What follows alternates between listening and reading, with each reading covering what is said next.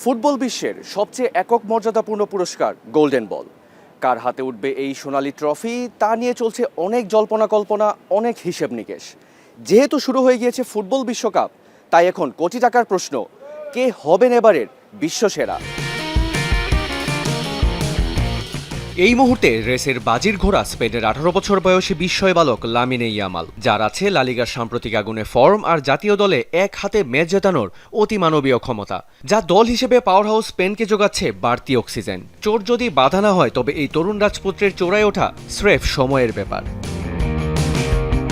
কিন্তু স্প্যানিশ লিগের লড়াইটা এবার সরাসরি আছড়ে পড়ছে বিশ্বকাপে, কারণ ইয়ামালকে চ্যালেঞ্জ ছুড়তে প্রস্তুত ফ্রান্সের গতিদানব কিলিয়ান এমবাপ্পে। জাতীয় দলের জার্সিতে যিনি সবসময়ই একাই 100। কাতার বিশ্বকাপের ফাইনালে তার অতিমানবীয় পারফরমেন্সের কথা কারোর অজানা নয়, বিশেষ করে আর্জেন্টিনা ভক্তদের। তবে রোমাঞ্চের আসল মশলাটা কিন্তু এখনও বাকি।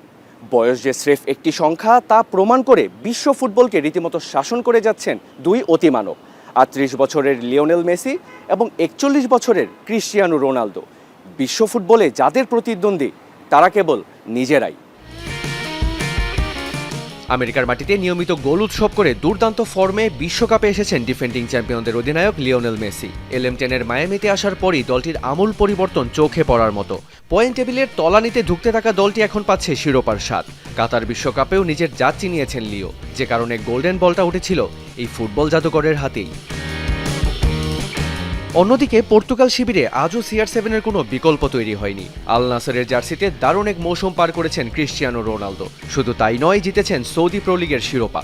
অপূর্ণ স্বপ্নের শেষ বেলায় এসে অধরা সোনালী ট্রফিটা ছুঁয়ে দেখার সেই আক্ষেপটা অবশ্যই পূরণ করতে চাইবেন এই পর্তুগিজ সুপারস্টার। ভবিষ্যৎবাণী তো অনেক হলো, কিন্তু এই সোনালী ট্রফিটা ছুঁয়ে দেখার সমীকরণটা নির্ভর করছে দলের পারফরমেন্সের উপর। ব্যক্তিগত পারফরমেন্স যতই রাজকীয় হোক না কেন, দল যদি ফাইনাল কিংবা সেমিফাইনালে পৌঁছাতে না পারে, সব হিসাব নিকাশে কিন্তু ভেস্তে যাবে।